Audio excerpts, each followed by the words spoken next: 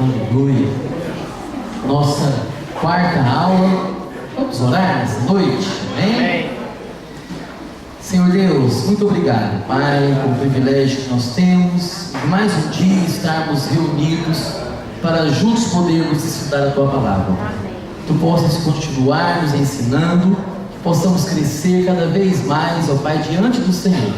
Que o Teu Santo Espírito fale aos nossos corações nessa aula, ministre o Teu querer, e que a nossa teologia seja cada vez mais confirmada através da Tua Palavra. E que Tu possas trazer paz ao nosso coração, que possamos conhecer e prosseguir e conhecer o Senhor. Nos abençoe nessa noite, traga cativa as nossas mentes, os nossos corações, a obediência do Senhor Jesus Cristo. Em nome do Teu Filho Jesus. Amém. E glória a Deus. Depois de um feriado, estamos de volta, né? Vamos caminhar mais um pouquinho nessa matéria, Fundamentos da Vida Cristã.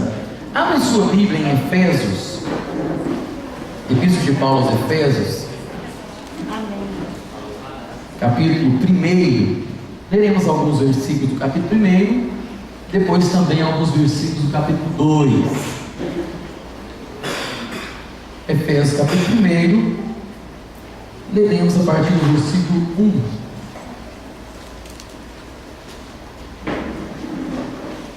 Amém? Os irmãos são bons de endereço aí? Amém. Glória a Deus. Efésios capítulo 1. Diz assim a palavra do Senhor: Paulo, apóstolo de Cristo Jesus, por vontade de Deus, aos santos que vivem em Éfeso e fiéis em Cristo Jesus. Graça a vós outros e paz da parte de nosso Pai e do Senhor Jesus Cristo. Bendito Deus e Pai de nosso Senhor Jesus Cristo, que nos tem abençoado com toda sorte de bênção espiritual nas regiões celestiais em Cristo, assim como nos escolheu nele antes da fundação do mundo, para sermos santos e irrepreensíveis perante ele, e em amor nos predestinou para ele, para a adoção de filhos, por meio de Jesus Cristo, segundo o beneplácito de sua vontade, para louvor da glória de sua graça, que Ele nos concedeu gratuitamente no amado, no qual temos a redenção pelo seu sangue, a remissão dos pecados, segundo a riqueza da sua graça, que Deus derramou abundantemente sobre nós em toda sabedoria e prudência, desvendando-nos o mistério da sua vontade, segundo o seu beneplácito que propusera em Cristo, de fazer convergir nele, na dispensação da plenitude dos tempos, todas as coisas, tanto as do céu como as da terra.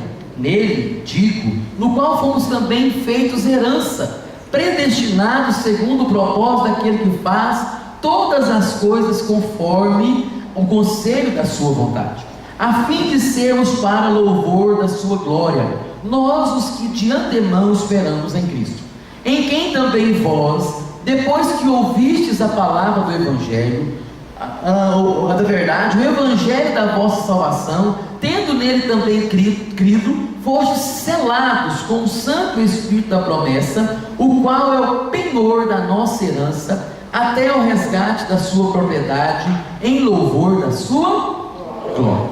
Agora no capítulo 2, a partir do versículo 1. Ele vos deu vida, estando vós mortos nos vossos delitos e pecados, nos quais andastes outrora, segundo o curso deste mundo, segundo o príncipe da potestade do ar, do espírito que agora atua nos filhos da desobediência, entre os quais também todos nós andamos outrora, segundo as inclinações da nossa carne, fazendo a vontade da carne e dos pensamentos, e éramos por natureza filhos da ira, como também os demais. Mas Deus, sendo rico em misericórdia, por causa do grande amor com que nos amou, e estando nós mortos em nossos delitos, nos deu vida, juntamente com Cristo, pela graça sois salvos. E juntamente com Ele nos ressuscitou e nos fez assentar nos lugares celestiais em Cristo Jesus, para mostrar nos séculos vindouros a suprema riqueza da sua graça, em bondade para conosco em Cristo Jesus. Porque pela graça sois salvos, mediante a fé. E isso não vem de vós, é dom de Deus, não de obras, para que ninguém se glorie, pois somos feitura dele, criados em Cristo Jesus para boas obras, os quais Deus de antemão preparou para que andássemos nelas. Amém? Glória a Deus. Na última aula que nós assistimos, eu trabalhei a questão do que foi de fato o sacrifício de Cristo por nós. E ao mesmo tempo eu contrastei, coloquei em contraste, em oposição, o cristianismo com todas as demais religiões. Nós aprendemos que o cristianismo não é religião, porque religião é o caminho do homem até Deus, ou um homem tentando buscar Deus.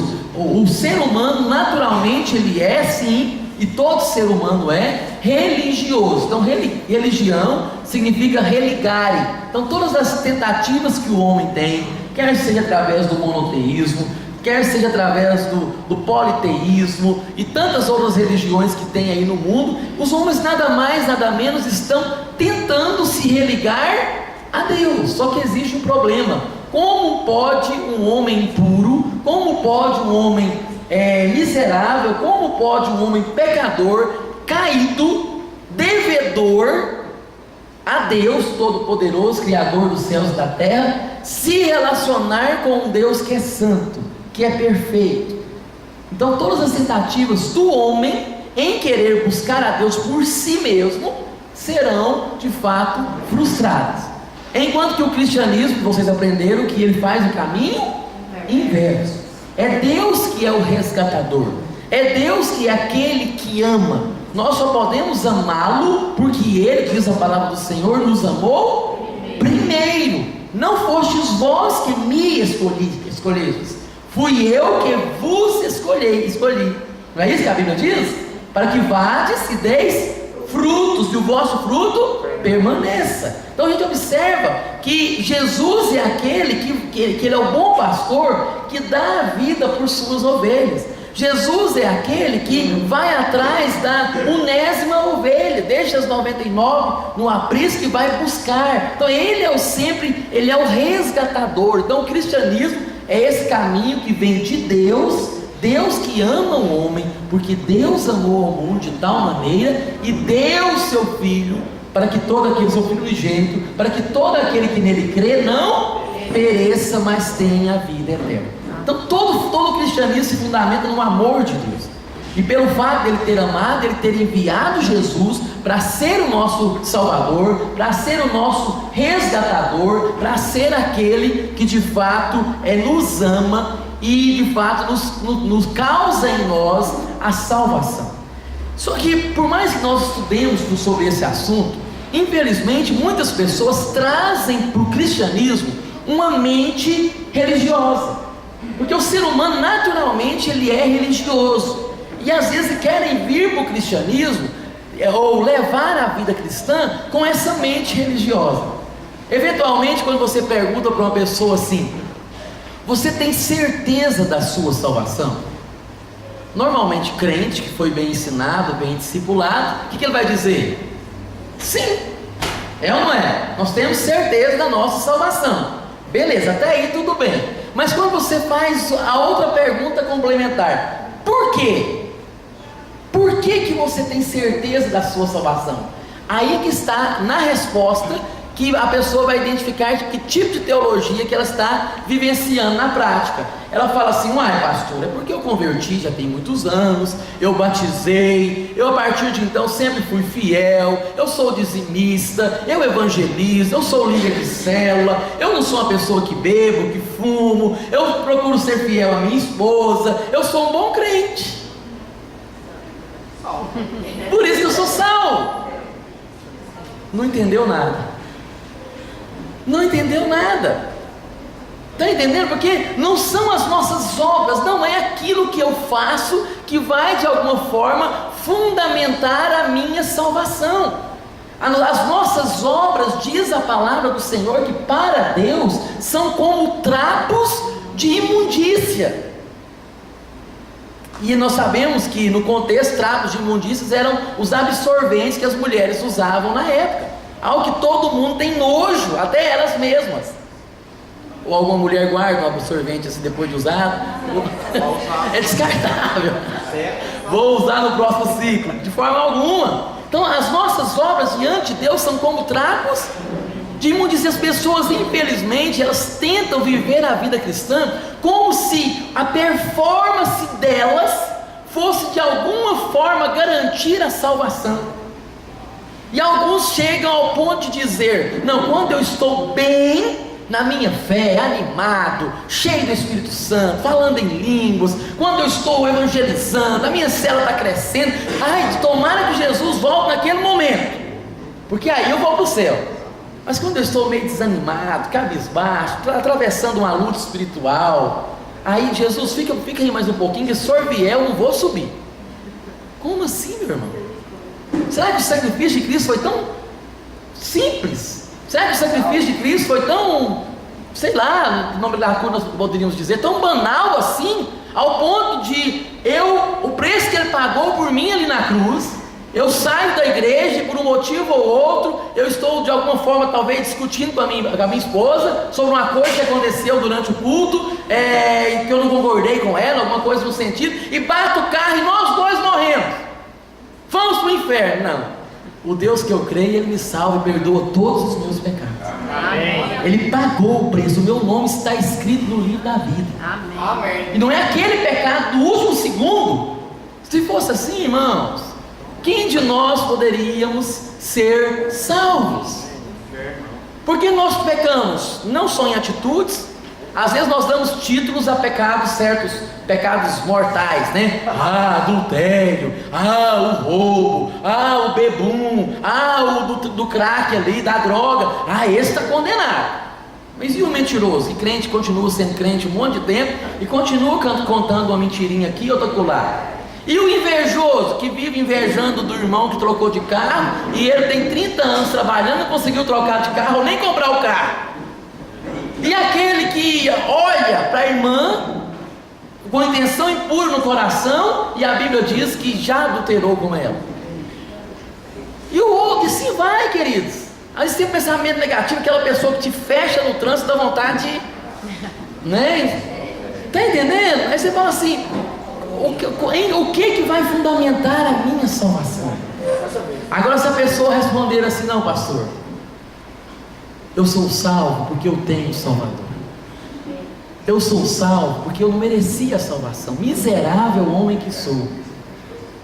O apóstolo Paulo, falando da sua religiosidade, ele fala assim: olha, eu sou, se alguém tivesse que vangloriar, ele mesmo fala, seria eu, porque eu sou da tribo de Benjamim, eu sou um fariseu, eu sou um zeloso da lei. Ele era antes de converter, né? E ele coloca todo ali seu histórico. Ele perseguia a igreja por zelo, e ele fala assim: eu considero tudo isso como esterco. E a palavra grega lá é como se fosse cocô mesmo. Eu considero toda a minha religiosidade, toda a minha performance como esterco, para eu ser achado em Cristo. Então, queridos, o cristianismo ele deve de fato tirar de nós a religião, o fardo. Eu fico, eventualmente, eu converso com cristãos e as pessoas parecem que vivem num fardo.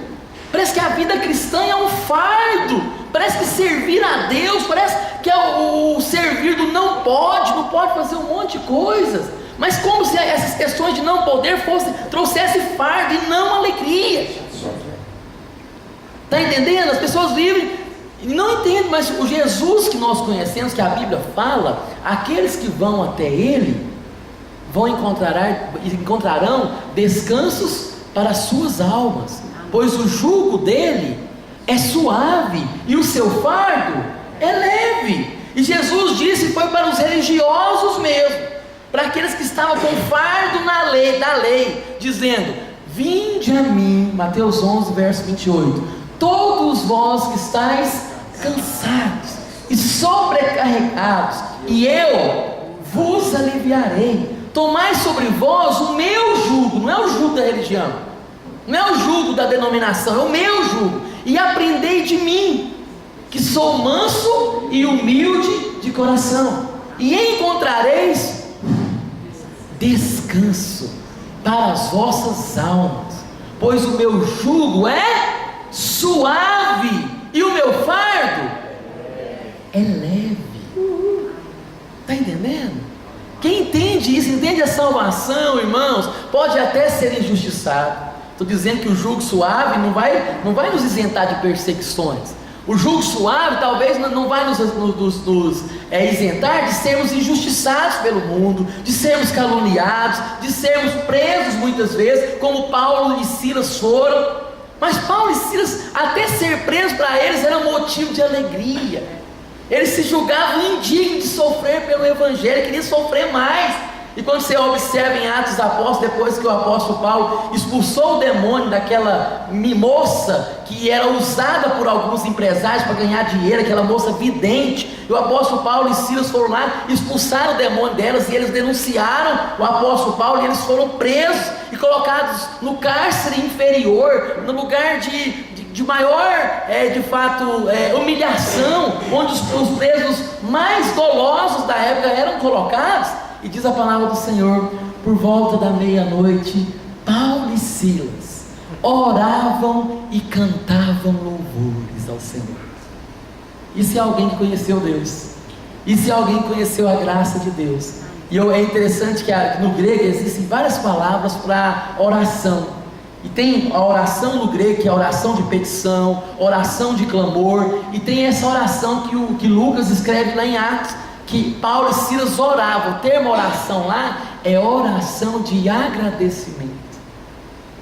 Obrigado, Senhor, porque o Senhor está comigo. Obrigado porque apesar de eu estar sendo injustiçado, estar sendo caluniado, o Senhor é comigo, e não tem preço que pague a salvação do Senhor, não tem preço que pague a alegria. O meu corpo pode sofrer, mas a minha alma está em paz com o Senhor, porque eu conheço o teu Evangelho, porque eu fui criado para gozar na presença do Senhor uma alegria que o mundo não pode me dar, e eu estou no Senhor. Então, queridos, quando nós entendemos isso, nós vamos de fato tirando a religião, inclusive a religião cristã. Tem pessoas que são cristãos e cristãos religiosos. Está entendendo? Você vai tirando as suas escamas, entendendo que o seu foco é Jesus, que nós temos que olhar para Jesus, olhando firmemente para Jesus, o autor e consumador da nossa fé. Eu me lembro de uma história, é só história mesmo, não sei se eu contei aqui, eu acho que não contei ainda não, mas um homem que morreu e foi para o céu, é só uma ilustração. E chegou lá, o anjo falou para ele: olha, aqui o negócio é o seguinte, você vai me contar a sua vida, e olha que eu tenho tudo catalogado aqui, tudo aquilo que você fez lá na terra, e para você entrar aqui no céu, você vai ter que completar 100 pontos. Então você vai contando a sua vida, o que você fez lá, e eu vou pontuando aqui, dando ponto, e você vai somando. Caso você complete 100 pontos, você entra. Caso não, aí você vai para acessar para outro lugar, né? Beleza, eu não, tranquilo, vou contar a minha vida. Ele falou assim: olha, eu fui uma pessoa que nasci em um lar cristão. A minha família lá em casa, nós não escutávamos música mundana, eram sempre músicas do Inário, da harpa cristã, do cantor cristão. Meu pai fazia parte do coral da igreja. Desde pequeno, todas as noites nós orávamos, tínhamos culto doméstico em casa. O ambiente da minha família era um ambiente de adoração. Aí o anjo: 2 pontos para você. Que isso? Ele imaginou isso aí mesmo. Aí ele pegou e falou: não, mas além disso, olha, eu cresci, frequentei a escola bíblica dominical, aprendi, batizei, quando ainda era adolescente, permaneci na igreja, no grupo de adolescentes, depois eu fui para o grupo de jovens, me integrei no ministério de louvor, me tornei multimusicista, tocava bateria, teclado, violão, baixo, ministrava louvor. Mais um ponto para você. Quantos pontos? Não, mas além disso, olha, eu casei virgem, eu me purifiquei, permaneci, né, enquanto outros colegas meus estavam aí, né, eu casei virgem, a minha esposa virgem, ela também cristã, continuamos o legado da nossa família, fazíamos culto no lar, orávamos, até na lua de mel nós oramos, né, então nós vivíamos assim e tal, mano. Mais um ponto para você. Quanto? aquilo já começou a gelar a alma, né? Não, mas além disso, olha, lá na minha igreja eu recebi alguns cargos. Eu fui líder de jovem, fui líder de louvor, depois o pastor me consagrou a presbítero, até vice-pastor eu fui, e eu evangelizei, e eu preguei. Quando eu pregava, eu ensinava na igreja, eu era uma pessoa ativa. Olha, tinha um culto que fosse qualquer hora do dia, da noite, lá estava eu, na tarde da bênção, na noite ensino, na cela, ontem chamado, domingo à noite, culto de pregação, estava lá. Eu pregava, muitas almas se convertendo através da minha palavra. Mais 2 pontinhos para você. Aí já foi gelando a alma, né? Aí você, será que aqui no céu é igual lá na terra? Tudo é com base no dinheiro? Não, eu fui dizimista também. Eu fui dizimista, e eu não só dizimava, mas eu ofertava também, eu contribuía com missões, eu ajudava o necessitado. Quando tinha um parente, um amigo, até mesmo um estranho precisando, eu estendia a mão. Mais um pontinho para você. Quanto? Aí eu já começou a procurar assim, já acabaram-se as argumentações, assim, ô anjo, não estou entendendo, hein? Para entrar nesse céu aí é só pela graça. Pode entrar, completar os 100 pontos.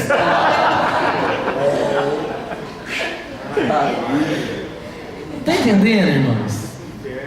Por mais que a nossa performance, olha que nós estamos longe desse irmãozinho aqui, né? Por mais que a nossa performance seja boa, seja ideal, é pela graça.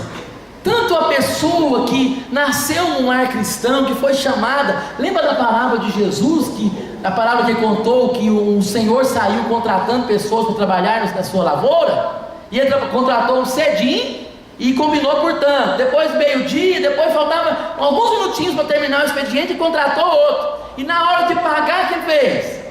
O mesmo valor para todo mundo. E o que chegou primeiro ficou indignado. Falou, senhor, mas você foi justo comigo? Quanto é que nós combinamos? Quanto que dá a diária por aí? É 100 reais, está aqui os seus 100 reais. Não adianta reclamar. Eu não estou sendo injusto com você, eu estou pagando o que combinei. Eu estou sendo gracioso com os demais. Irmãos, a vida isso é graça. E não é porque eu servi e vou servir em nome do Senhor Jesus, a Deus, a vida toda, que eu sou melhor do que o ladrão da cruz. Eu não sou melhor do que ele. Tanto ele quanto eu precisamos crer. Está entendendo? Porque a salvação é para aqueles que creem. Porque eu sou tão pecador quanto ele. Quando eu entendo isso, irmãos, preste atenção, eu vou entender que eu não sou melhor do que ninguém. Eu me lembro de um ex-professor meu de filosofia, reverendo Geraldo Ventura. Ele um dia chegou na sala de aula, foi bem na época daquela queda do World Trade Center, né, no ataque nos Estados Unidos, em Nova York. E ele, no mesmo dia, ele tinha que dar uma aula para nós de filosofia. Nós estávamos no seminário, e ele já fez, ele como pastor e professor de filosofia, ele falou assim, irmãos, eu nem sei o que está acontecendo direito, a gente vai saber depois, né, no dia, você não tinha noção do que estava acontecendo. Alguns cogitaram até o início da Terceira Guerra Mundial, né? Você não sabe o que está acontecendo e tal. Mas pelo que eu percebi no noticiário antes de vir para cá, eu percebi que de fato é um ataque, parece que ser de um grupo de muçulmanos, alguma coisa do gênero, contra os Estados Unidos. Aí ele falou assim em sala de aula, irmão, sabe o que me entristece? O que me entristece é saber que se fosse eu, falando sobre ele já é um pastor de quase 90 anos, né, na época, 80 e poucos anos. Se fosse eu, criado nas mesmas circunstâncias do que aqueles pilotos de avião, aquelas pessoas que de fato fizeram o atentado, tido o mesmo estilo de vida, feito as mesmas coisas, teria feito o mesmo. Eu não sou melhor nem um pouquinho do que eles, nem um pouquinho. Queridos, isso me trouxe uma reflexão, porque de fato, às vezes nós temos a tendência de achar que nós cristãos somos melhores. A melhor definição que eu acho de evangelismo, o que é evangelizar? O que é a melhor definição que eu já vi sobre o assunto? O que é evangelizar? É um mendigo ensinando outro mendigo onde encontrar pão. Entende isso? O que é evangelizar? Um mendigo ensinando outro mendigo onde encontrar pão. E quem quer pão? O Jesus, o pão da vida. Aquele que sacia a nossa sede, sacia a nossa fome. Está entendendo? Quando eu entendo isso, que eu sou tão pecador, pecador quanto a pessoa que está aí no mundo. Eu sou tão pecador que se não fosse a graça de Deus na minha vida, eu estaria onde está uma prostituta, eu estaria onde está um bandido. Se não fosse a graça de Deus ter alcançado na minha vida tão cedo, eu estaria talvez com qualquer outro pecador. Porque por isso que a Bíblia me proíbe de julgar o outro, porque potencialmente eu sou tão pecador quanto. Está entendendo? E quando nós entendemos isso, que não há um justo, isso é Bíblia, não há um justo, nenhum sequer, porque até, queridos, as nossas boas ações, elas estão enrustidas, elas estão acopladas com segundas intenções.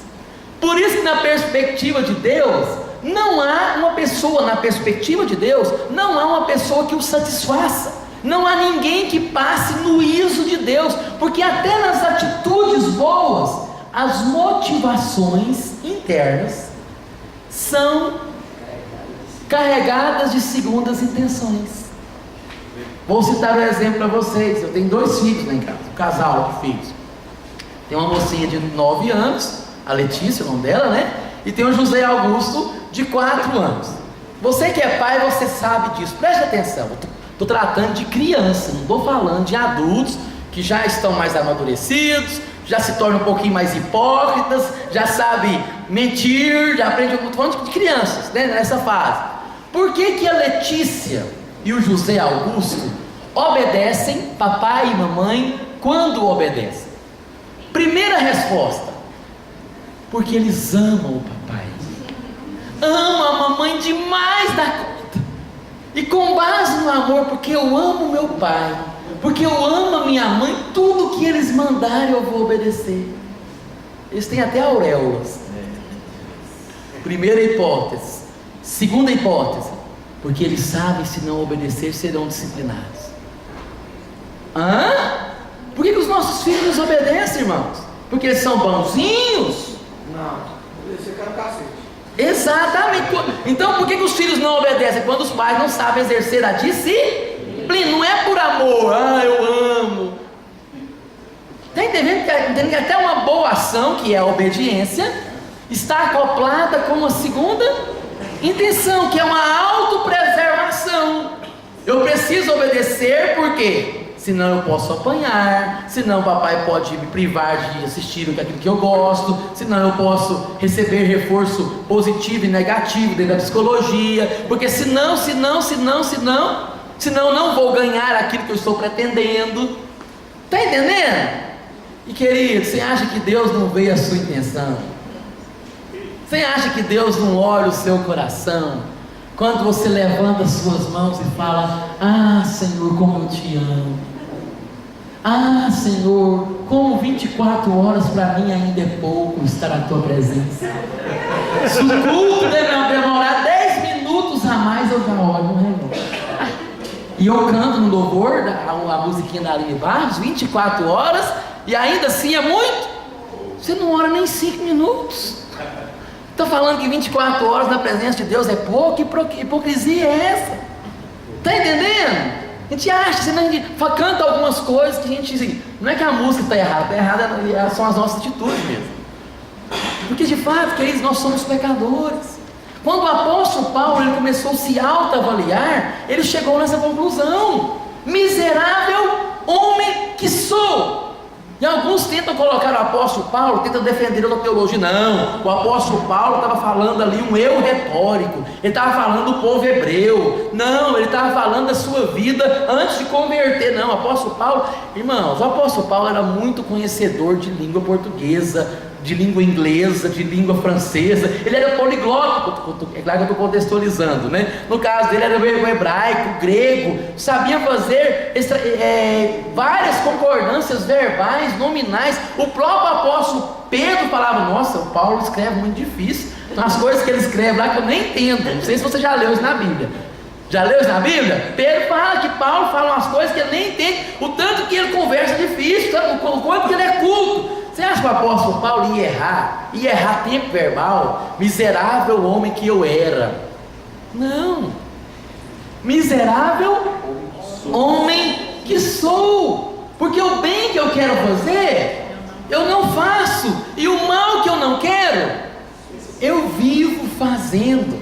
E ele fala: miserável homem que sou, quem me livrará do corpo dessa morte?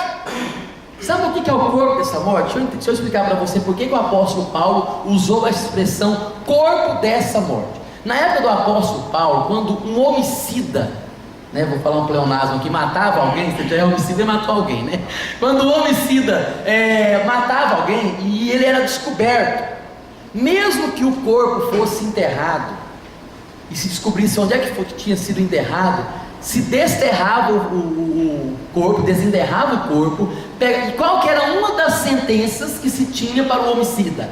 Amarrava, acorrentava o corpo do defunto no corpo do criminoso, e ele tinha que andar com aquele corpo em decomposição, vigiado por soldados. Essa era a sentença dele, o que era naturalmente uma sentença muitas vezes de morte, porque ele tinha que conviver com mau cheiro. Normalmente se pegava uma infecção generalizada por conta do corpo em decomposição e morria também.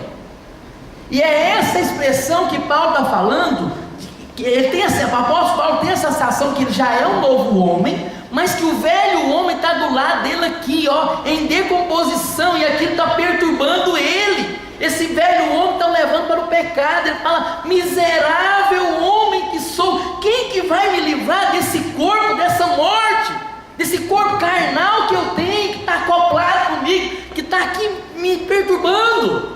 Aí ainda bem que ele responde: graças a Deus por Cristo Jesus nosso Senhor. Está entendendo? Aí depois, o assunto que ele vai entrar depois disso, do capítulo 7 de Romanos, e nós vamos depois, em uma outra matéria, analisar Romanos versículo por versículo, que é uma forma de a gente conhecer cada vez mais a teologia bíblica. Mas no capítulo 8 ele vai chegar: portanto, nenhuma condenação há para aqueles que estão em Cristo Jesus. E a expressão que ele usa lá, a expressão grega, o verbo haver, não tem essa mesma classe verbal na língua portuguesa. O que mais se aproxima seria o particípio, o gerúndio. É como assim: nenhuma condenação está havendo, mas não se aproxima. Mas o grego traz a ideia de nenhuma condenação houve, está havendo no presente, e nem haverá para aqueles que creem em Cristo Jesus, para aqueles que estão em Cristo Jesus. João, quando ele fala da salvação, ele fala que nós já somos salvos. Ele coloca no presente. Ele não coloca a salvação como algo futuro. Nós já somos de Jesus. Vós estáis no mundo, mas não sois do mundo. Vós sois cidadãos celestiais. Está entendendo? Então assim, a Bíblia sempre, quando ela traz a salvação, ela traz no presente. Por quê? Porque a salvação é um presente de Deus, e é Ele que garante a salvação. Amém. A garantia. E quando nós olhamos para esse texto aqui, queridos, Efésios capítulo 1, ele traz para nós um monte de informações que provam que de fato nós somos foco do amor de Deus. Nós somos foco do amor de Deus. E Paulo diz o seguinte: Paulo, apóstolo de Cristo Jesus, por vontade de quem? De Deus, no capítulo 1, verso 1.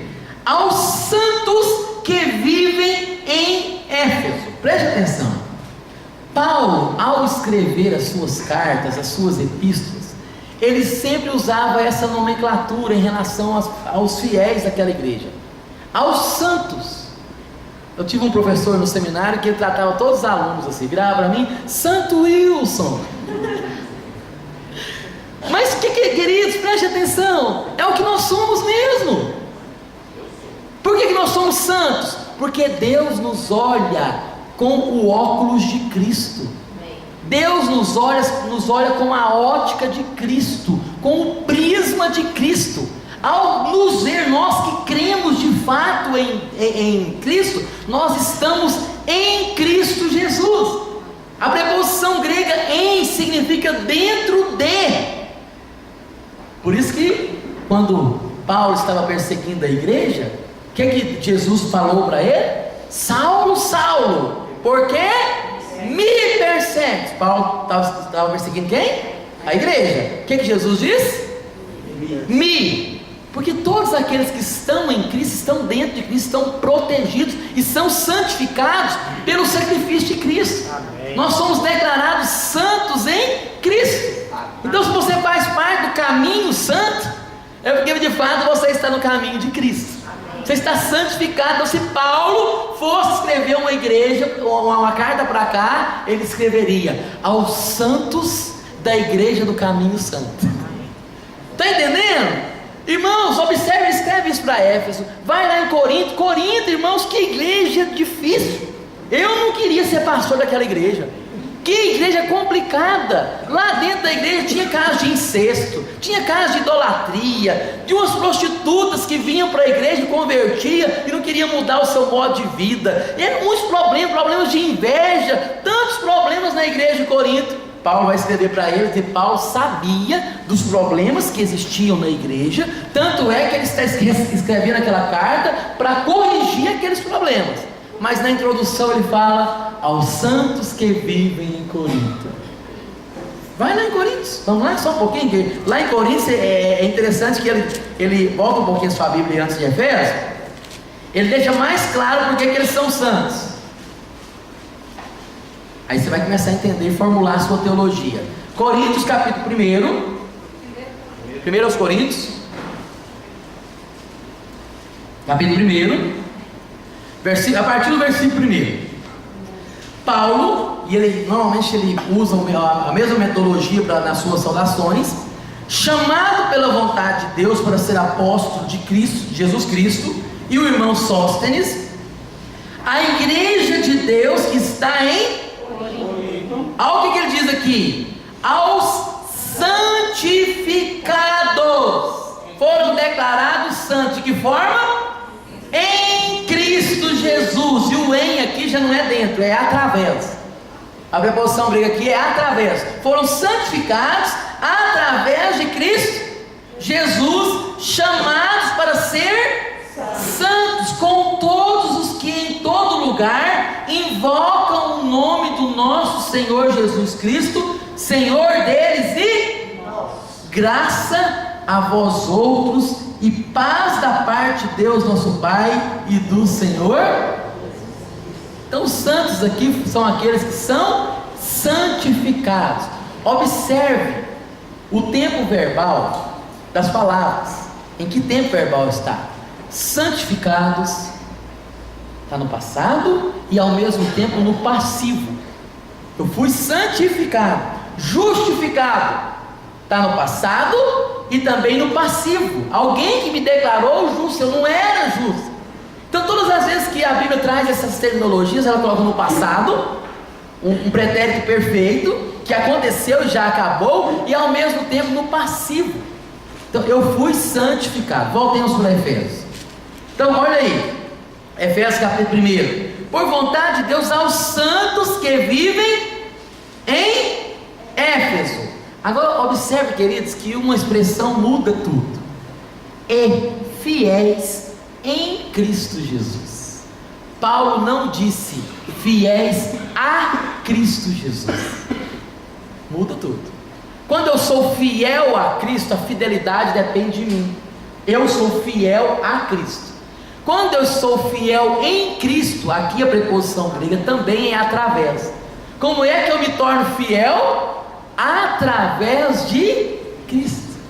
Porque dele, e por meio dele, e para ele, são todas as coisas.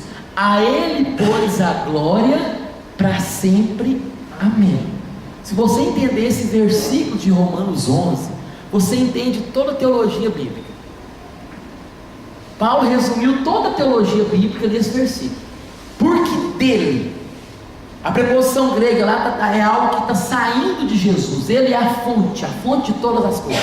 Ele é a fonte da criação, nós aprendemos isso. Ele criou todas as coisas com o Pai. Ele é a fonte da salvação.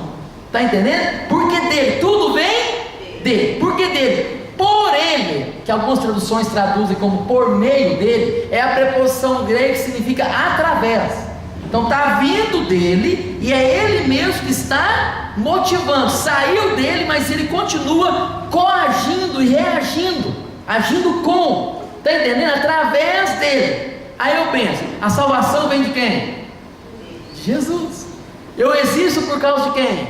De Jesus. Eu sou salvo por quem? Eu sou santificado por quem? Eu sou justificado por quem? Eu permaneço fiel porque eu mereço, porque eu sou bonzinho? Não, é porque Cristo tem me sustentado. Amém. Porque dele, por ele. Como é que eu sou santificado? Como é que eu sou melhorado? Como é que eu vou abandonando alguns pecados, me despindo do velho homem e me revestindo do novo homem que cresce para a glória de Deus? Como é que isso acontece? É por mim? Ah, você vai se frustrar, irmãos, como eu já me frustrei todas as vezes que você tentar lutar contra o pecado sozinho. Quantas vezes você já chegou diante de Deus, esse ano você é melhor, como se a sua atitude fosse algo assim, negou, esse ano eu vou ler a Bíblia toda, esse ano eu vou jejuar mais. Quantas vezes nós saímos de um congresso, como eu estava vindo ali no início do culto, de imersão, um congresso que é a igreja, e a gente faz um monte de votos para Deus, eu vou ser melhor, eu vou naquele mover do Espírito. Passa segunda, terça, quarta, foguinho, ó. Aí a vida parece que volta ao normal, tudo voltou ao normal, você continua no orando, continua no jejuando, continua com dificuldade nos dízimos e nas ofertas, meio avarento, o bolso parece que continua com, sei lá, com o caranguejo lá, com, né, que impede de pegar, continua. Por quê? A conversão, porque a santificação não é algo humano. O publicano, lembra quando Jesus contou a história do publicano, de quem? E do fariseu? O fariseu chegou diante do Senhor igual muitos de nós. Ah, Senhor, muito obrigado, porque nesse período de carnaval eu não fiz igual esses ímpios aí não. Eu não fui para Salvador, eu não fui para o Rio de Janeiro, eu fui para o encontro, eu fui para o congresso, eu fui para o acampamento, eu fui para a igreja. Muito obrigado, Senhor, porque eu não sou igual esses ímpios aí não, essa cambada, esse povo tem que ter tudo para o inferno. Eu que sou bom. Aí o publicano chega na presença do Senhor e fala: tem misericórdia de mim, porque eu sou um pecador.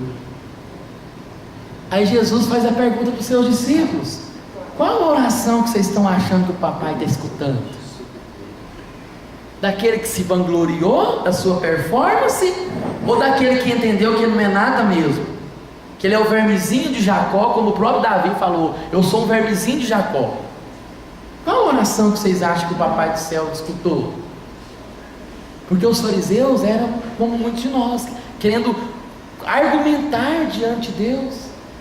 Tem pessoas que querem, né, viver uma vida de barganha diante de Deus. Ah, Senhor, o Senhor tem que me abençoar, porque eu tenho sido dizimista. O Senhor tem que arrumar uma namorada para mim, para eu casar, porque eu já estou fiel aí tem muito tempo. O Senhor tem que abençoar. Como assim tem, meu irmão? Quem somos nós para reivindicar alguma coisa diante de Deus com base na nossa performance? Tudo que eu recebo é pela graça. É pela graça que eu sou salvo. É pela graça que eu tenho a provisão de Deus. É pela graça que eu tenho o cuidado de Deus. É um favor imerecido. Por isso que Paulo, em todas as introduções de suas cartas, ele falava: graça a vós outros. Porque o que o crente precisa é de graça. Como precisamos da graça? Como precisamos da misericórdia? O que o profeta diz? As misericórdias, ele coloca que está até no plural. As misericórdias do Senhor são a causa de não sermos consumidos. Agora cá entre nós, irmãos, olhe para a sua performance. Você merece a salvação. Você merece estar diante de Deus.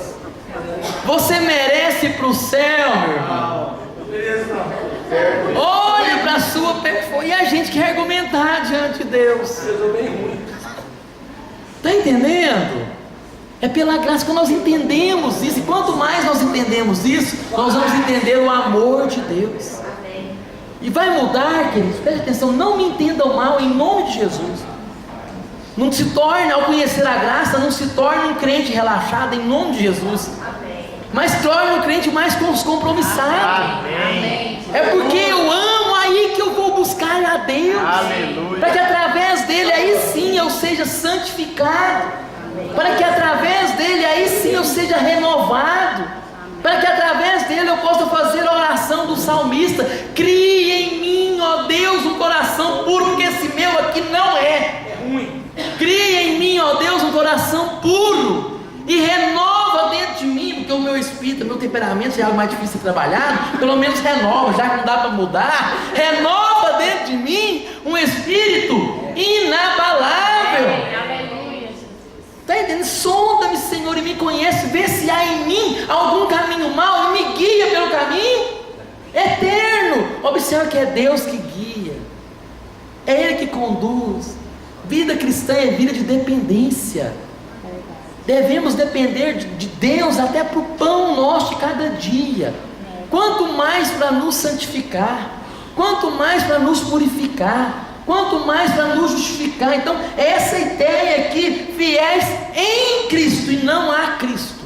Não queira ser fiel a Cristo. Ah, eu sou bom, eu sou fiel, eu sou fielzão. Não, eu sou fiel em Cristo.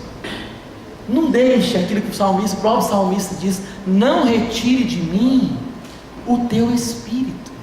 Por que o salmista orou assim? Porque ele entendia, queridos, que tudo que acontecia na vida dele era por meio do Espírito Santo de Deus. Quando eu entendo isso, eu vou entender qual que é o meu foco. Porque a questão não é que o crente não deve orar, o crente tem que orar e cada vez orar mais. Não é que o cristão não tem que dizimar, ele tem que dizimar sim. Não é que o cristão não tem que evangelizar, ele tem que evangelizar sim. Só que a questão é o foco. Por que eu faço todas essas coisas? Para eu ser salvo? Não. Porque eu sou salvo, porque eu amo o Senhor. Com base no amor que eu tenho ao Senhor, é que eu vou servi-lo. Quando eu entendo o quanto que Deus é gracioso e foi gracioso, tem sido gracioso para comigo, aí eu entendo que de fato eu vou servi-lo com alegria. Servir ao Senhor de que forma? Com alegria. O salvo, ele deve servir ao Senhor com alegria, apresentar-se diante dele com cânticos, porque ele entende que o mérito não é dele, que é a misericórdia do Senhor. Eu gosto da expressão hebraica para misericórdia, porque infelizmente, irmãos, o hebraico, depois nós vamos aprender isso quando a gente for estudar sobre a questão do panorama do Antigo Testamento, do Novo Testamento, quando a gente for estudar a Bíblia, sobre a questão das traduções. Infelizmente, o hebraico é uma língua que não tem muitos verbetes, não tem muitas palavras. Em que aspecto? As palavras no hebraico são mais concentradas, elas possuem uma palavra única, ela possui muito significado, enquanto que o português é uma língua muito sinônima. Entende? Sinônimo é que não falta na língua portuguesa, não é? Então ela é muito assim, tem muitas palavras para dizer a mesma coisa. É o oposto do hebraico. O hebraico, com uma só palavra já diz tudo. Em língua portuguesa tem que usar um monte de palavras para explicar a mesma coisa. Isso faz parte da etimologia das línguas. O que acontece? A palavra resed no hebraico, que significa misericórdia, que é traduzida na nossa Bíblia como misericórdia, a palavra é resed. O hebreu, quando lê a palavra resed, o que ele entende? As misericórdias do Senhor são a causa de não sermos consumidos. O que são reseds? O hebreu entende: é o amor de Deus, a bondade de Deus, a fidelidade de Deus, a mansidão de Deus, a misericórdia de Deus, tudo isso e mais um pouco. O fato dele ser bom, dele ser amoroso, dele ser misericordioso, dele ser longânimo, dele ser perdoador, tudo isso e mais um pouco são a causa de eu não ser consumido. E essas misericórdias se renovam a cada manhã.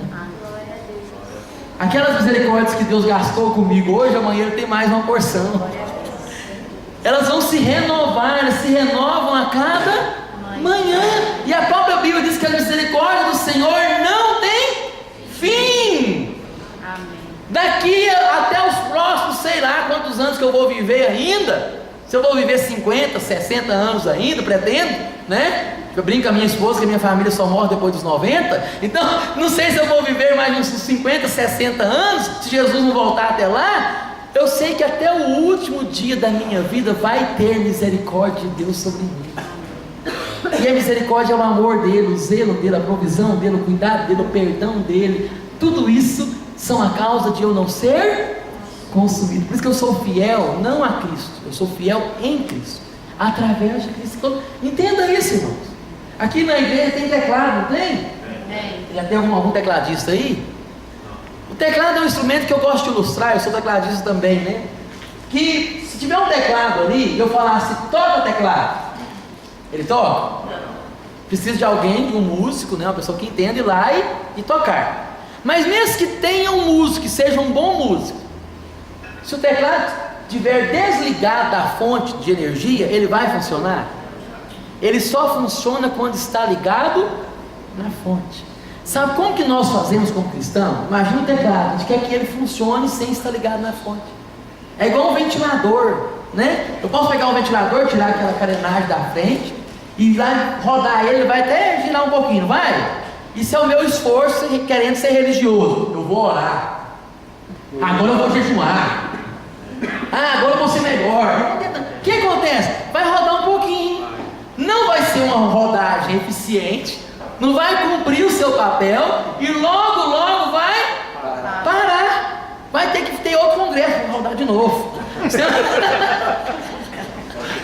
entendendo? Mas o que o ventilador tem que fazer? Ser ligado na energia.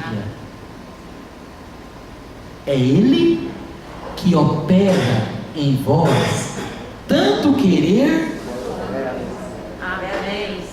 Mas, Atos capítulo 1, verso 8: mas recebereis poder ao descer sobre vós o Espírito Santo, e ser-me-eis testemunhas, tanto em Jerusalém, como em toda a Judéia e Samaria, e até a palavra poder lá, por isso que paulista chama energia de força, né? Tem que pagar a força.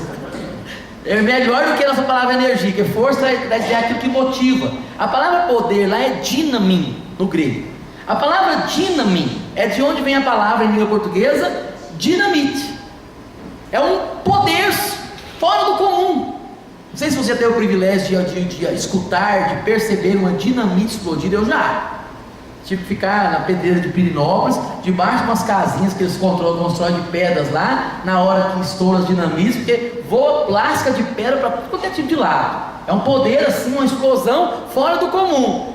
E quando eu vi aquilo, eu falei assim, Atos capítulo 1, verso 8: mas recebereis dinamite, poder, algo sobrenatural, que vai lhes capacitar a serem minhas testemunhas. E a palavra testemunha lá é martireus no grego. Vocês vão ser martireus. O que é martireus? Mártir.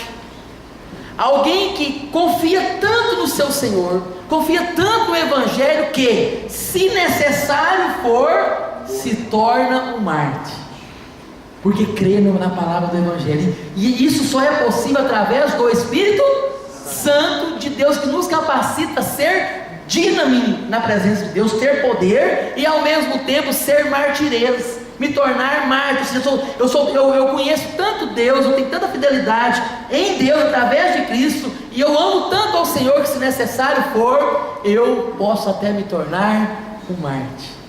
Foi isso que motivou, queridos, a maioria dos mártires na história da humanidade. Quando nós entendemos isso, que eu sou fiel em Cristo Jesus. Continuando aí, verso 2: graça a vós outros e paz da parte. É uma coisa que é associada à outra. Quem tem graça tem paz. Quem tem graça tem paz. Justificados, pois, pela fé, Romanos 5, verso 1, tendes paz com Deus, E a paz que é usada aqui, que é a mesma paz que é usada em Romanos 5, verso 1, é a palavra eirene. A palavra eirene traz a ideia de reconciliação. Quem chama Irene é essa ideia de alguém que é reconciliador, né? Então, a mãe da Poliana, exatamente, a irmã Irene. Então, a palavra eirene no grego significa, de fato, reconciliação. É quando um menino briga com o outro, eles falam assim: nós estamos de mal. Aí depois você vê os dois brigando: o que aconteceu? Não, fizemos as pazes. É nesse sentido, fomos reconciliados. Antes de termos Jesus, nós éramos inimigos de Deus, andávamos segundo o poder das trevas, que Paulo vai dizer aqui, o príncipe deste mundo. Nós éramos inimigos de Deus, mas quando em Cristo nós nos tornamos reconciliados com Deus, fizemos as pazes com Deus, nós somos recebidos diante de Deus. Está entendendo? Então, por isso que ele fala graça e paz. Graça e paz, reconciliação, da parte de quem? Nosso Pai e do Senhor Jesus Cristo. Então ele vai mostrar a partir de agora, então, os motivos pelos quais nós somos abençoados, e é exatamente aquilo que ocorre em nós que de fato servimos ao Senhor. O que ocorre conosco, o homem que é salvo por Deus? Então ele vai dizer aqui o que Deus fez pelo homem, segundo Efésios capítulo 1.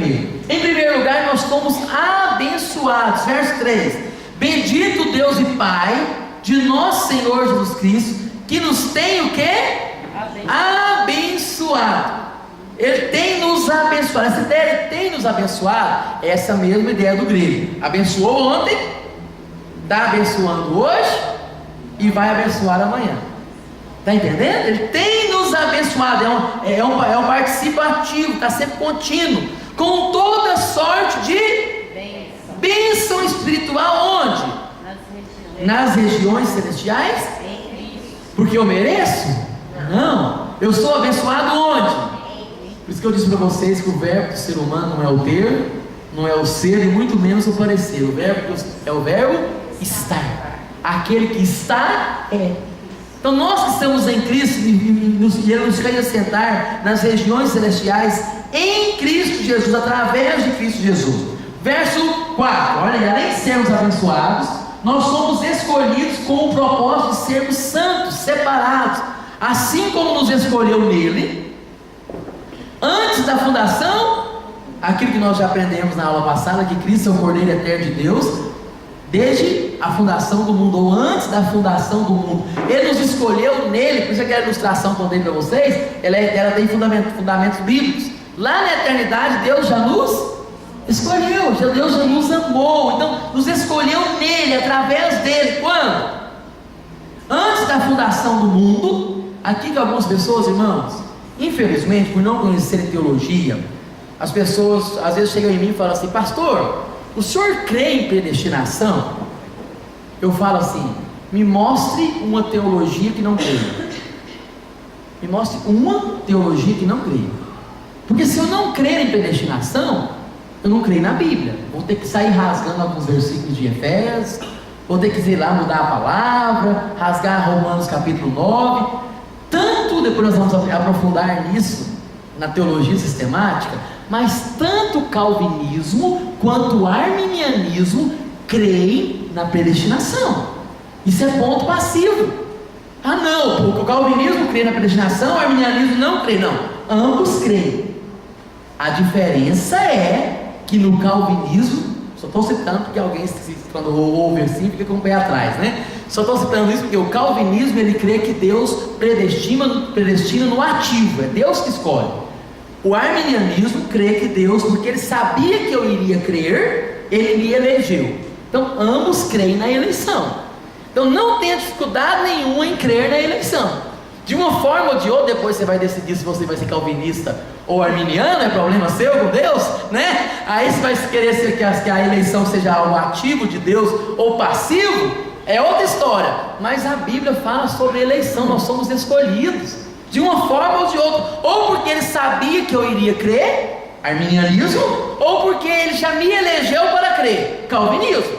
De alguma forma eu fui e sou eleito. Não é o que o texto está dizendo aqui? Nos escolheu nele antes fundação do mundo. Aí que vem as falsas doutrinas. Ah, pastor, então se eu sou eleito, eu posso aprontar, eu posso fazer o que eu quiser, que não tem problema, eu vou para o céu assim mesmo, que eu fui predestinado para ir para o céu. Você não entendeu nada. A eleição, ela é eleição para ser santo. Então a prova que eu sou eleito é porque eu sou santo. Se eu fui chamado para trabalhar em tal lugar, se eu passei no concurso, a prova que eu passei, que eu vou exercer aquela função, é eu pegar meu carro, meu ônibus e ir trabalhar. Ah não, passei no concurso público. Você foi lá e receber seu cargo? Foi efetivado? Não, fui não. Não, eu sou eleito. Você está exercendo a sua função? Não, estou não. Ah, mas você foi aprovado para quê mesmo? Foi aprovado para medicina, mas você foi para faculdade? Não, fui não. Só ser aprovado por medicina já vai me dar o diploma? Eu fui chamado, a eleição ela tem propósito. É o que diz aqui, nos elegeu nele antes da fundação do mundo. Qual que é o propósito da eleição? Para sermos santos. Eleição está associado a ser santo. A prova que evidencia que eu sou eleito, não estou discutindo ainda nenhuma das duas teologias, se é calvinista ou arminianista, ou arminiano. A prova que eu sou eleito é que eu sou santo. Se eu falar, não, eu sou eleito e vou beber, vou fumar, vou prostituir, você não entendeu nada de eleição, você não foi eleito. A prova que alguém é eleito para um cargo é ele cumprir o cargo, senão ele vai ser desonerado. Está entendendo? Então, o que evidencia a minha eleição é o que? A minha santidade, mas é uma santidade que foi atribuída por Cristo. Eu estou sendo santificado. Então, antes da fundação do mundo, para sermos santos e irrepreensíveis perante Ele e em viver em amor. O eleito, o salvo, ele é chamado para viver em amor. Ele foi chamado com esse propósito. Por isso que o principal de todos os mandamentos é: amarás ao Senhor teu Deus de todo o teu coração, de toda a tua força, de todo o teu entendimento. Isso é o principal. E ao próximo como a ti mesmo, que é um desdobramento do primeiro mandamento. Quem ama a Deus, ama o próximo. São dois mandamentos, é o único mandamento. É o mandamento do amor. Está entendendo? Então, eu sou eleito, Ele me escolheu nele, Ele me chamou com um propósito para eu ser o quê?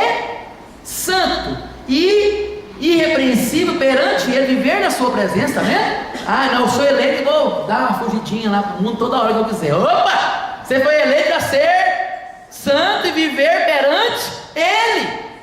Perante Ele de que forma? Em amor. E nos predestinou, a palavra está aí, predestinou. O nosso destino do crente já está traçado. Qual que é o destino do crente? O céu.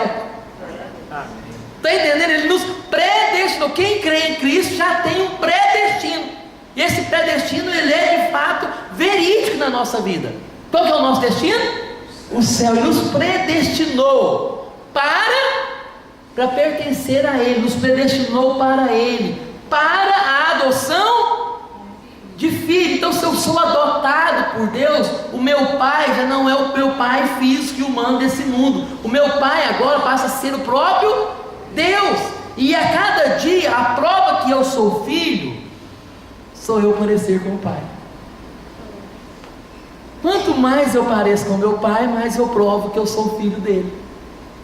O filho parece com o pai nos traços físicos, na forma de falar. Se nasceu o pai é brasileiro, vai aprender a falar português. Se o pai é norte-americano, vai aprender a falar inglês. Se o pai é da França, vai aprender a falar francês. Se o pai tem certos hábitos, os filhos vão copiar, copiam naturalmente. A prova que eu sou filho de Deus é eu imitar Deus. O que Paulo fala? Sede imitadores de Deus como filhos amados. Então eu fui eleito, predestinado para a adoção, para me parecer cada vez mais com Deus, com Cristo, pela adoção de filhos. O meio foi quem? O primeiro meio de sacrifício de Cristo. Segundo o que? Os meus méritos? A minha performance? Não. O beneplácito da sua, para o louvor da sua glória. Irmão, eu fico maravilhado, porque a Bíblia ela se completa, os versículos eles vão montando um quebra-cabeça assim, Quando você olha o todo, você fala, uau! Voltando aqui em Romanos 11, porque dele, que eu disse, a preposição grega que está saindo de Jesus, por meio dele, por ele, é por meio, através dele, para ele, sai dele, ele está agindo e continua agindo, é através dele. E qual que deve ser o resultado de tudo isso? Tem que voltar para ele. Jesus, o Pai fez tudo isso para quê? Para o louvor da glória de sua graça, que ele nos concedeu, de que forma? Gratuitamente em quem? No amado. Então quando alguém falar assim, meu irmão, você tem que pagar o preço da sua salvação, não queira pagar não queira pagar. Não queira pagar o preço da sua salvação, porque é um valor impagável. Nada que nós fizermos nessa vida não vai pagar. Lembra do seu pecado? Você pecou contra Deus. Quer disputar com a honra de Deus? Quer levar diante de um tribunal e sentenciar? E olha, o valor de Deus, da honra de Deus, da glória de Deus é isso. Consegue pagar? Então não pague o preço da sua salvação, não. Deixa Cristo pagar por você. Amém. Que Ele nos deu gratuitamente no amado. Quem que é o amado? Este é o meu filho amado, em quem me compraz. Amém. No batismo de Jesus ouve-se uma voz do céu: este é o meu filho amado, em quem tenho nele prazer. Então olha aqui, nos concedeu de que forma? Gratuita. No amado. E ele vai dizer, no qual temos a redenção. Então vamos caminhar aqui. Então nós somos escolhidos com qual propósito? De sermos santos. Fomos o quê? Adotados. Irmãos, eu acho fantástico essa. Vou voltar aqui só um pouquinho. O que um filho de um Bill Gates na vida vai receber como herança? O que um filho de um Steve Jobs na vida vai receber de herança? Muita coisa, sim ou não? Coisa milionária, de um grande empresário no Brasil. Tem pessoas que não sabem nem quantas cabeças de gado que tem, quantos alqueires de terra que tem. Agora imagina o que o Deus Todo-Poderoso, Criador dos céus e da terra, que domina todas as galáxias, tem preparado para dar de herança para o seu Filho Jesus. O que o Pai, simplesmente o Rei dos Reis, Senhor dos Senhores, tem como herança para dar? Lembra que Jesus perdeu tudo? Não perdeu? Ele entregou a sua vida, ele entregou a sua divindade. É o Pai que lhe deu o nome que está acima. Ele teve que ser exaltado. Ele não estava exaltado. O Pai lhe deu. Jesus disse para o seu discípulo: todo o poder me foi dado. Se ele estivesse falando como alguém que não pagou ainda o pecado, não, eu sou o Todo-Poderoso. Mostra-nos o Pai. Eu tenho estado no meio de vós e não percebestes? E você falou antes de morrer. Depois que ele morreu, ele disse para os seus discípulos: todo o poder me foi dado. Quer dizer que não tinha perdido. Foi dado, é claro que agora por Deus, nos céus e na terra. Em Efésios vai dizer que o Pai o exaltou. Em Colossenses vai falar isso também, que o Pai o exaltou. Se ele exaltou, é porque Jesus tinha sido humilhado. E Deus preparou então a herança para dar para o Filho Jesus. E a Bíblia nos chama de co-herdeiros com Cristo. Quem entende um pouquinho de direito sabe que o filho adotivo tem os mesmos direitos do filho de sangue. Dá para imaginar? O que Deus Pai tem preparado para o filho como herança? Coisas incalculáveis. Por isso que o apóstolo Paulo afirmou: nem olhos viram, nem ouvidos ouviram, nem jamais penetrou ao coração humano o que Deus tem preparado para aqueles que o amam. São coisas, irmãos, extraordinárias, coisas que a gente nem imagina. O que você acha que é prazer nessa vida, meu irmão? Esse prazerzinho seu aí tá muito aquém. O que você acha que é exaltação, o que é felicidade, o seu conceito de felicidade não é nem 1% do que é alegria no céu. Está entendendo?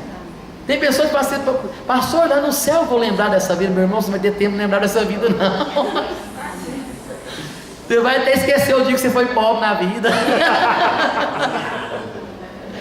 Quando você está no bem bom, no momento. Eu estou falando aqui nessa vida. Você lembra de coisas ruins? Não.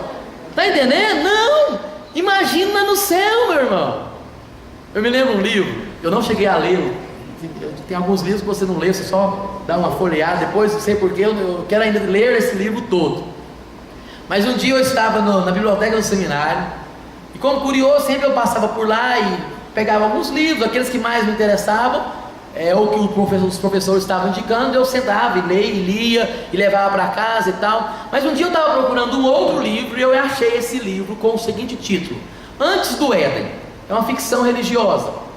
Mas eu fiquei em pé na biblioteca ali, folheando. Eu sempre gosto de ler ali as 2, 3 primeiras páginas. Se eu interessar, eu continuo lendo. E esse livro eu interessei muito, só não li porque eu achei que eu tinha um monte de outros trabalhos para fazer, um monte de outras indicações, e não era uma indicação do professor. E depois, não sei, por cargas d'água, eu nunca mais vi esse livro na biblioteca do seminário. Mas é um livro com esse título, uma ficção religiosa, né? Antes do Éden. E as primeiras páginas diziam o seguinte: os anjos estavam conversando lá na eternidade, antes do Éden, né? E conversando, visitando as obras criadas. Aí estava indo lá aí o autor foi muito feliz e ao mesmo tempo com a mente muito brilhante, e dando nome às coisas celestiais. Vamos lá nas cataratas dos cristais, vamos lá, e deu um monte de nome. Aí o que eu lembro desse livro, que eu li até as 4, 5 páginas, é que um anjo estava passeando, visitando as obras criadas por Deus na eternidade. Aí visitava uma coisa, que coisa magnífica, toda honra, toda glória, toda a Deus. Nossa, só Deus para fazer uma coisa tão perfeita como essa. Como isso é lindo, como isso é bonito. Aí o que eu não esqueço, irmãos, é uma frase de um anjo para o outro anjo. Sabe o que eu estou pensando? Está parecendo balando de pijama, B1 e B2, né? Sabe o que eu estou pensando agora, B1? Um virou para o outro e falou assim: sabe o que eu estou pensando agora? Ele falou assim: o quê? Essa obra que nós estamos visitando é tão linda, é tão magnífica, é tão gloriosa, que nós atribuímos toda a honra e toda a glória ao nosso Criador, ao nosso Deus.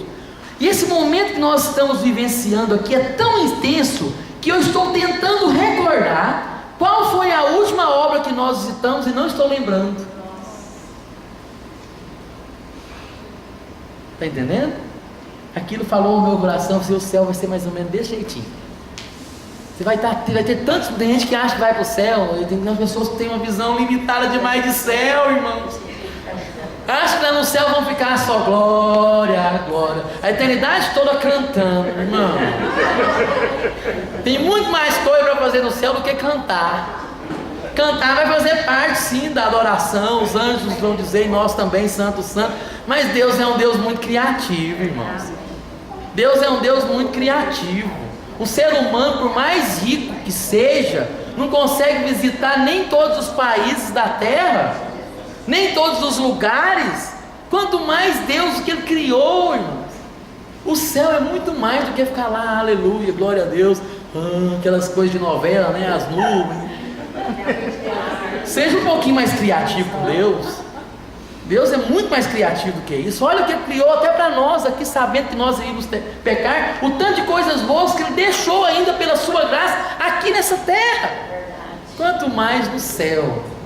Então não acho que o céu vai ser pouca coisa não, que é muita coisa mesmo que Deus tem preparado para nós, para aqueles que estão em Cristo Jesus. Então Ele vai dizer que nós somos adotados como filhos. Já estamos quase concluindo. Essa aula eu sabia mesmo que não ia dar para dar num dia só.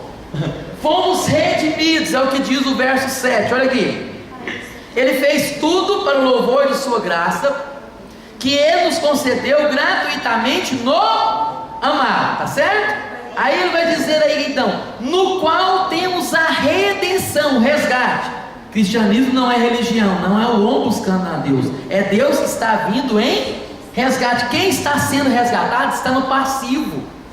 Ele tem que ficar quietinho, igual aqueles meninos que ficaram lá na caverna, lembra? Alguns dias atrás, fica lá esperando o Salvador. Eles não podem fazer muita coisa, estão no passivo. Tem que vir alguém de fora, o resgate tem que vir de fora. A redenção, ela vem de fora, ela vem de Cristo, ela vem, no qual nós temos a redenção. De que forma? forma? Pelo seu sangue.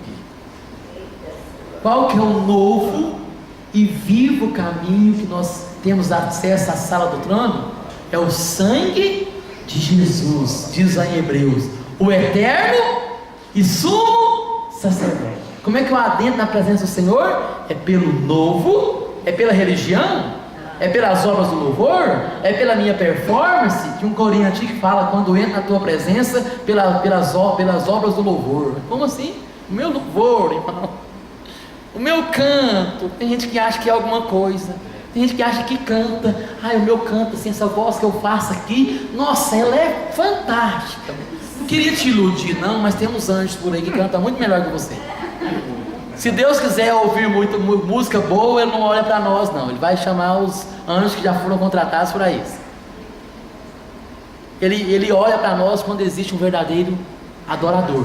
Antes de olhar para a adoração, Ele vê o adorador, tá? Ele vê você, não é a sua performance, está entendendo? Então é pelo sangue de Jesus, o eterno e sumo sacerdote. Lembra lá em Apocalipse, quando o anjo perguntou: quem são esses? De onde é que vêm? Esses foram aqueles que tiveram as suas vestiduras lavadas. Se tiveram que ser lavadas é porque estavam sujas. Tiveram as suas vestiduras lavadas e alvejadas no sangue do Cordeiro.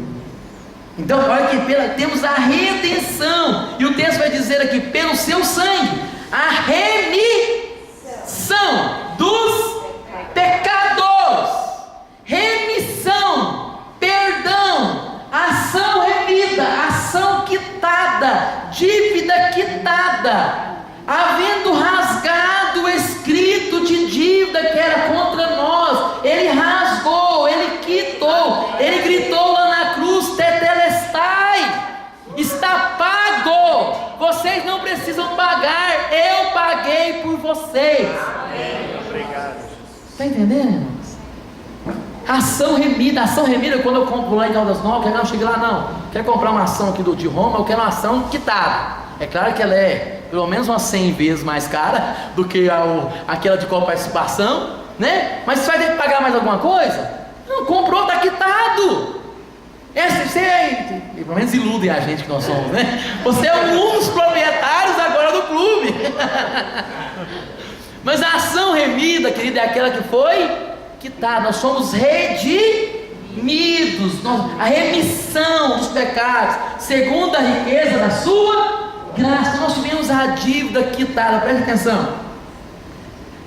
Na época do Império Romano, quando você ia visitar uma prisão, normalmente tinha escrito na porta da prisão uma espécie de dossiê de todos os presos que já tiveram sido aprisionados naquela prisão. Tinha o nome da pessoa, filho de quem, a região que a pessoa morava, o crime que ela cometeu, a penalidade, quantos anos. Isso era lavrado, um dossiê em todas as celas.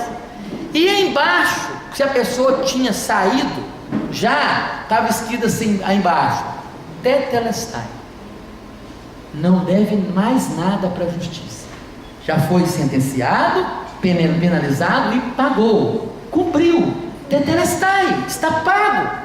Se a pessoa estava lá ainda aprisionada, não estava escrito ainda tetelestai, você estava em cumprimento de pena. O que Jesus bradou lá na cruz? Tetelestai, está pago, a dívida foi quitada, o sacrifício de Cristo quitou a nossa dívida. Por isso que nós temos a remissão, e o Paulo vai escrever no plural, dos nossos pecados. E ele vai dizer aqui que Deus, segundo, Ele fez tudo isso de que forma? Segundo a riqueza da sua graça. Olha a graça aí sempre presente no processo de salvação. Na sua graça, que Deus fez o que? Verso 8: só um tiquinho de graça sobre nós? Abundantemente, sobre, de que forma? Em toda sabedoria e prudência, desvendando-nos o mistério da sua vontade, segundo o seu beneplácito propusera em Cristo, de fazer convergir nele, porque dele, por ele e para ele são todas as coisas. Então ele fez tudo para que pudesse convergir nele, tudo apontar para ele, de fazer convergir nele na dispensação da plenitude dos tempos, todas as coisas, tanto as do céu como as da digo nele, no qual fomos também feitos herança. Preste atenção. Deus não somente vai nos dar a herança de Cristo, como nós também somos herança dele. Ele vai nos tomar como herança. E você acha, meu irmão, que Deus vai abrir mão de você? O que a Bíblia diz? Aquele que vier a mim, de maneira nenhuma lançarei fora. Amém. Obrigada. Nós somos também herança. Não só receberemos herança, mas nós somos herança de Deus. E você acha que Deus vai abrir mão de alguma herança dele? Deus que é o justo juiz? Então nós somos feitos, então, o quê? Herança. E ele vai dizer aqui então: predestinados segundo o quê? O propósito daquele que faz todas as coisas conforme o conselho da sua vontade, a fim de sermos o quê? Para o louvor da sua glória. Nós, os que de antemão esperamos em Cristo, em quem também vós, está falando para todos nós, para aquele povo também, depois que ouvistes o quê? A palavra da verdade, o evangelho, que é a proclamação de boas novas. Enquanto eu não evangelizar, não dizer para o mundo que é Cristo que é a solução, que Ele é o fiador dos nossos pecados, eu não vou estar pregando o evangelho. Enquanto eu quiser pregar religião, que a pessoa tem que se autotransformar para servir Deus, isso não é o evangelho. Enquanto eu pregar que a pessoa tem que mudar para vir para Deus, isso não é o evangelho. Mas quando eu falar, venha do jeito que você está, que Cristo vai te transformar. Existe alguém que vai pagar todos os seus pecados. Está entendendo? Então isso é evangelho. É o que ele diz aqui então. É nesse evangelho, o evangelho da vossa salvação, tendo nele também crido, foste o quê? Selados com o Santo Espírito da promessa. Irmãos, preste atenção. A prova que uma carta vai chegar ao destino de qualquer empresa do mundo, quer seja os Correios, quer seja o FedEx lá dos Estados Unidos, né? Quem assistiu o filme aí, O Náufrago, lembra, né? Então quer seja o FedEx, a prova que a carta vai chegar no destino é que ela está selada. Se um selozinho garante que aquela encomenda vai chegar no destino, quanto mais o Espírito Santo envolve. Nós somos selados, Amém. marcados. Está entendendo? Fomos marcados. Queridos, muitas pessoas que mexem com magia negra, coisas de espiritismo, de umbanda, quimbanda, e essas bandas para lá, né, sai para lá, esse monte de coisa que tem para lá, contam experiências que quando vão para os cemitérios e quando tem um corpo de crente, o guia não deixa tocar. Esse aí não. O crente já até morreu. A Bíblia diz que o maligno não nos toca. Até o corpo. Eu fico imaginando, se Deus vai preservar até o meu corpo depois da morte, quanto mais em vida. Se Ele me ama tanto que preserva até os meus ossos depois da morte, quanto mais em vida. Nós somos, então, é o que Ele diz aqui, nós temos o selo. Fomos postos selados, marcados com o Santo Espírito, o qual é o penhor da nossa herança até o resgate. Presta atenção. O bem penhorado, alguém só dá a penhora, o banco só pega como penhora. O bem penhorado é muito mais precioso, muito mais valioso do que a dívida. Isso quem entende de banco sabe como é que funciona. Se eu porventura tivesse uma fazenda de 1000 alqueires no Pará e chegasse em qualquer instituição bancária, falou assim: eu estou precisando aqui de 5 milhões emprestado e vou hipotecar a minha fazenda, está aqui a escritura, vocês emprestam para mim? na hora. Não vai nem consultar o meu nome no SPC e no Serasa, porque o bem penhorado é maior do que o empréstimo, e o banco fica torcendo para eu não pagar. Sério? Por quê? Se eu não pagar, tchau fazenda, tchau casa, não é isso? Então tchau, perdeu o bem. Quando você vai pegar um empréstimo, coloca sua casa, seu apartamento como penhora, sempre é avaliado no valor acima. Por isso que o governo financia a casa aí à vontade, porque até você quitar, não queria te iludir não, mas a casa é do governo. Não paga pra você ver não, tem que pagar lá as 300 parcelas, 360, o dia que chegar na última, ufa, agora é minha. Mas até então pode ir a leilão, porque está aí hipotecado.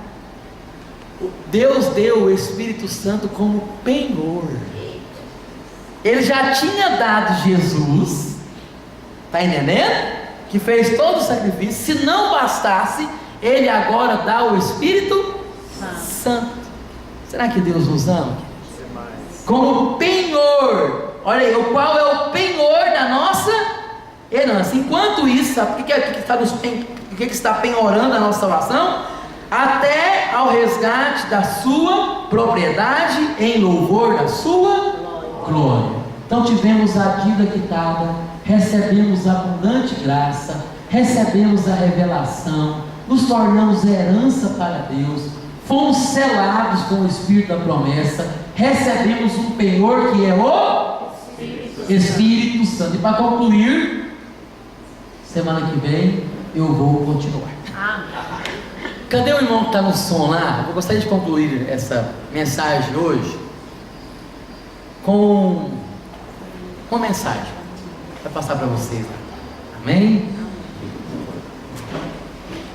Se puder apagar essas luzes aqui da frente para ficar melhor a visualização.